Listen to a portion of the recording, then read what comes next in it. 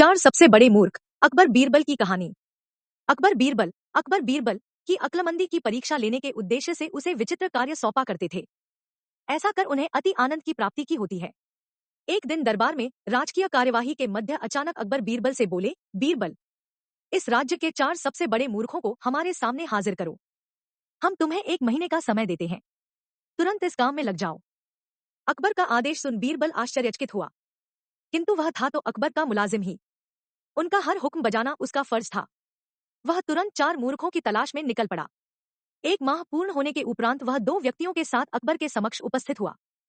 अकबर की दृष्टि जब 2 व्यक्तियों पर पड़ी तो वे बिफर गए। बीरबल, ये क्या तुम 2 ही मूर्खों को लेकर आए हो? हमने 1 महीने का वक्त तुम्हें 4 मूर्ख लाने के लिए दिया था। हुजूर, मेरी गुजारिश है कि अपना गुस्सा शांत रखिए और मेरी पूरी बात सुने बगैर किसी नतीजे पर मत पहुंचिए। बीरबल अकबर का गुस्सा शांत करते हुए बोला। बीरबल बीरबल की बात सुन अकबर का गुस्सा कुछ ठंडा हुआ। जहां पना, ये रहा पहला मूर्ख।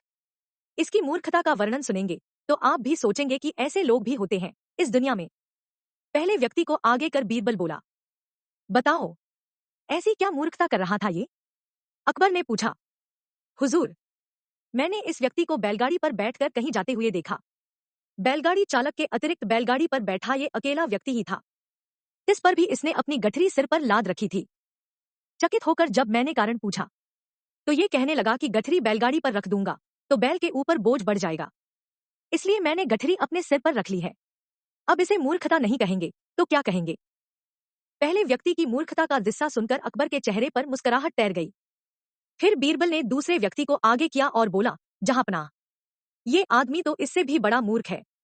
एक दिन मैंने देखा कि ये अपने घर की छत पर भैंस लेकर जा रहा है। मुझे आश्चर्य हुआ तो मैंने पूछ लिया, लेकिन फिर इसका जवाब सुनकर मैंने तो अपना सिर ही पीट लिया।